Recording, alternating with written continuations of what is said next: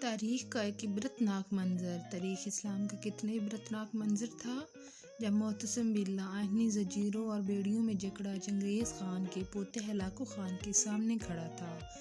کھانے کا وقت آیا تو ہلاکو خان نے خود سادہ برتن میں کھانا کھایا اور خلیفہ کے سامنے سونے کی تشتریوں میں ہیرے اور جواہرات رکھ دیے۔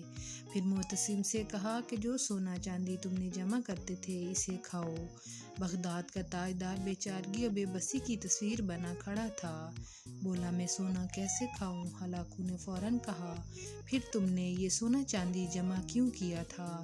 وہ مسلمان جسے اس کا دین ہتھیار بنانے اور گھوڑے پالنے کے لیے ترغیب دیتا تھا کچھ جواب نہ دے سکا۔ ہلاکو خان نے نظریں گھما کر محل کی جالیاں اور مضبوط دروازے دیکھے اور سوال کیا تم نے ان جالیوں کو پگھلا کر آہنی تیر کیوں نہ بنائے؟ تم نے یہ جواہرات جمع کرنے کی بجائے اپنے سپاہیوں کو رقم کیوں نہ دی تاکہ وہ جاں بازی اور دلیری سے میری افواج کا مقابلہ کرتے؟ خلیفہ نے تعصب سے جواب دیا اللہ کی یہی مرضی تھی۔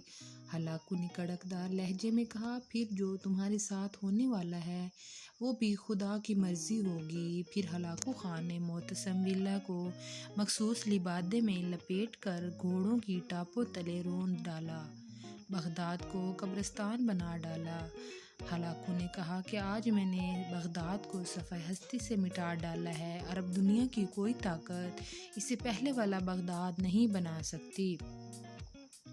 دنیا اکٹھی کرنے کو، مال و متاع جمع کرنے کو کامیابی سمجھنے والوں سن لو، اگر یہ پرشکوہ محلات، عالی شان باغات، زرق برق لباس، ریشم و خواب سے پیراستہ آرام گاہیں، سونے چاندی ہیرے اور جواہرات سے بھری تجوریاں، خوش ذائقہ کھانوں کے انبار اور کھنکھناتے سکوں کی جھنکار ہمیں بچا سکتی تو تتاریوں کی ٹڈی دل افواج بغداد کو روندتی ہوئی معتصم باللہ کے محل تک نہ پہنچتی۔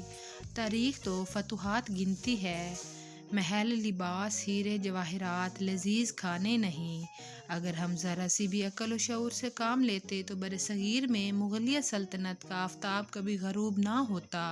اندازہ کرو جب یورپ کے چپے چپے پر تجربہ گاہیں اور تحقیقی مراکز قائم ہو رہے تھے تب یہاں ایک شہنشاہ دولت کا سہارا لے کر اپنی محبت کی یاد میں تاج محل تعمیر کروا رہا تھا، جب مغرب میں علوم و فنون کے بم پھٹ رہے تھے تب یہاں تان سین جیسے گویے نئے نئے راگ ایجاد کر رہے تھے، جب انگریزوں، فرانسیسیوں اور پرتگالیوں کے بحری بیڑے برصغیر کے دروازوں پر دستک دے رہے تھے۔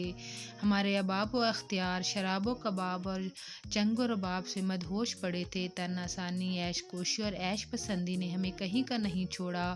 ہمارا بوسیدہ اور دیمک زدہ نظام بکھر گیا کیونکہ تاریخ کو اس بات سے کوئی غرض نہیں ہوتی کہ حکمرانوں کی تجوریاں بھری ہیں یا خالی ہیں، شہنشاہوں کے تاج میں ہیرے جڑے ہیں یا نہیں، درباروں میں خوشامدیوں، مراسیوں، طبلہ نوازوں اور وظیفہ خوار شاعروں کا جھرمٹ ہے یا نہیں۔